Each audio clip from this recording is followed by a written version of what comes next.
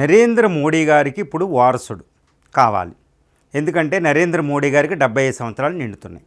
మరి వారసులు ఎవరు అంటే బీజేపీలో మేమే వారసులం అని ప్రకటించుకునే శక్తి, అంటే మేము వారసులం అని నిలబడే శక్తి కొంతమంది నాయకులకే ఉంది. అందులో అమిత్ షా, యోగి ఆదిత్యనాథ్, నితిన్ గడ్కరీ లాంటి నేతలు.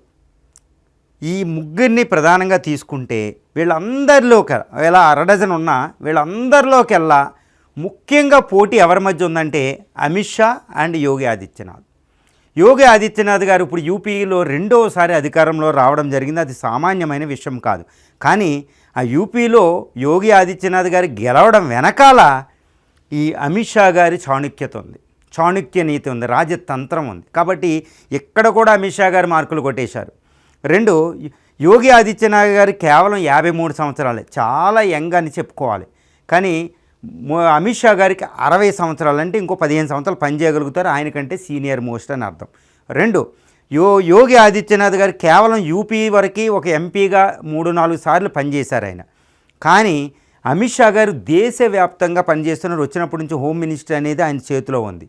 అంటే మోడీ ఈరోజు ఇంత సంపాదించారు అంటే ఇంత ఘనకీర్తి వచ్చింది, ఇంత అద్భుతమైన అడ్మినిస్ట్రేషన్ వచ్చింది.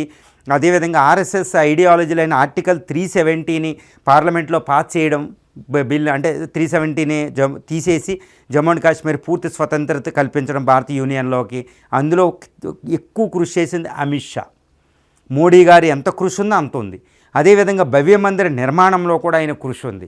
సో ఈ విధంగా బీజేపీ తన యొక్క విజయాలుగా అన్నీ చెప్పుకునేటట్లో ఉంది. రెండు, మోడీ అధికారంలో ఉండగా సగం పైన స్టేట్లు అధికారంలోకి రావడం కారకుడు అమిత్ షా. అదేవిధంగా బీజేపీ అధ్యక్షుడిగా ఎంతో అనుభవం గడించారు. తర్వాత గుజరాత్లో కూడా మోడీ గారితో పనిచేసే అద్భుతమైన ఎంతో అనుభవం, రాజకీయ అనుభవం ఉంది.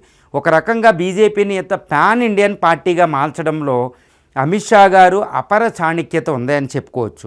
కాబట్టి ఈ విషయాలన్నింటిలో యోగి ఆదిత్యనాథ్ గారి కంటే ఎక్కువ మార్కులు ఆయనకు వస్తాయి. కానీ హిందుత్వలో ఆయన సాధు డ్రెస్సులో ఉన్న బ్రహ్మచారి.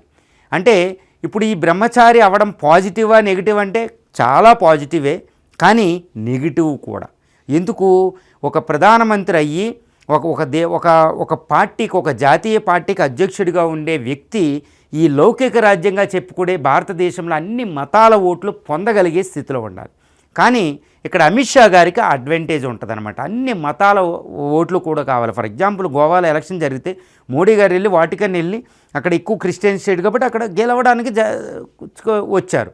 అదేవిధంగా అన్ని కులాల నుంచి ఓటు రావాలి. కేవలం హిందూ అనే ముద్ర అనేది అమిత్ షా గారికి ఉండదు. కానీ ఈయనకి బ్రహ్మచారి ఉండి అదే యోగి డ్రెస్లో ఉండడం వల్ల ఆయనకి అన్ని మైనారిటీ ఓట్లు సంపాదించలేరు. కానీ మైనారిటీ ఓట్లు రాకుండా చాలా స్టేట్లు ఏంటంటే మైనారిటీలు తక్కువ ఉన్నా మైనారిటీ ఓట్లు అనేది చాలా కీలకం కూడా. సో అవి కూడా ఈ మధ్యన బీజేపీ మైనారిటీ ఓట్లు కూడా పొందగలుగుతుంది, కొన్ని చాలా స్టేట్లో జరుగుతుంది. కాబట్టి అది ఒక పాన్ ఇండియన్ పార్టీ అయ్యి అన్ని రాష్ట్రాలు, ఇంకోటి చూడండి తమిళనాడు, కొన్ని స్టేట్లో, కేరళ, ఆంధ్రప్రదేశ్, కొన్ని స్టేట్లో సౌత్ ఇండియాలోకి ఎక్స్పాండ్ అవ్వాలి. ఈ ఎక్స్పాండ్ చేసే ఎక్కువ చాణుక్యత, ఆలోచన, ఆ యొక్క కరిస్మాటిక్ పవర్ అనేది ఇక్కడ అమిత్ షా గారికి ఉంది. రెండు, బీజేపీలో అన్ని రాష్ట్రాల్లో ఉన్న నాయకులు అందరితో సత్సంబంధాలు అనేవి అమిత్ షా గారికి ఉన్నాయి, ఆయనకి తక్కువ ఉంటాయి అన్నమాట. సో ఈ విధంగా మేము వారసులుగా మోడీ గారికి మేము వారసులుగా వస్తామనేది ఒక అరడజన్ నాయకులు ఉంటే, ఈ అరడజన్ నాయకులు ముందు వరుసలో ఉండేది అమిత్ షా గారు, యోగి ఆదిత్యనాథ్ గారు అనుకుంటే, యోగి ఆదిత్యనాథ్ గారి కంటే కూడా అమిత్ షా గారికి ఎక్కువ పాజిబిలిటీ ఉంది. రెండు, ఫైనల్గా దీన్ని ఎవరు వారసుడుగా రావాలనేది నిర్ధారించేది రెండు శక్తులు. ఒకటి ఆర్ఎస్ఎస్ ఇస్ ద ప్రైమరీ, ఇది ఆర్ఎస్ఎస్ ఈయనకి తక్కువ, అమిత్ షా గారికి ప్రయారిటీ ఇస్తుంది, యోగి ఆదిత్యనాథ్ గారికి ప్రమోట్ చేస్తుంది. కానీ ఎవరు ఎక్కువ నడిపించగలరు అనే విషయంలో ఆర్ఎస్ఎస్ కూడా ఎక్కువ మొగ్గేది అమిత్ షా గారి వైపు, మొగ్గే అవకాశాలు ఉన్నాయి ఇద్దరికి సమానంగా ఇచ్చిన. కానీ ఇక్కడ రెండో శక్తి ఉంది, నిర్ణయాత్మక శక్తి. అది ఎవరు?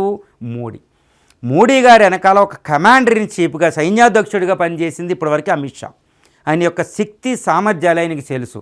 కానీ యోగి ఆదిత్యనాథ్ గారితో పోలిస్తే మోడీ ఓటైతే అమిత్ షా గారికే ఉంటుంది. కాబట్టి ఈ నిర్ణయంలో ఈ మోడీకి వారసులు ఎవరు అనడంలో అమిత్ షా గారు మొట్టమొదటి వరుసలో ఉంటారు. ఇదైతే మనకున్న ఇప్పుడు నేను చెప్పిన దాన్ని బట్టి మీకున్న దీన్ని ఇప్పుడు ప్రస్తుత పరిస్థితిని బట్టి తెలుస్తుంది. కాబట్టి ఈయనకి 60 సంవత్సరాలే కాబట్టి వచ్చే 15 సంవత్సరాల పాటు ఆయన అధికారంలో ఉండొచ్చు. 3 సార్లు గెలుచుకున్నా, 2 సార్లు బీజేపీ గెలిచిన ఆయన ఒకవేళ ప్రతిపక్షంలో ఏదైనా పరిస్థితులు వచ్చినా ఆయన రాహుల్ని మిగిలిన వాళ్ళని ఆపగలిగే శక్తి అమిత్ షా గారికి ఉంది. రాహుల్ని ఎందుకంటే చాలా యంగ్ కాబట్టి రాహుల్ని ఆపగలిగే శక్తి అమిత్ షా గారికి ఉంది. సో ఈ విషయంలో అమిత్ షా గారికే ఈ మోడీ వారసుడయ్యే అర్హత ఎక్కువగా ఉందని మనం చెప్పుకోవచ్చు.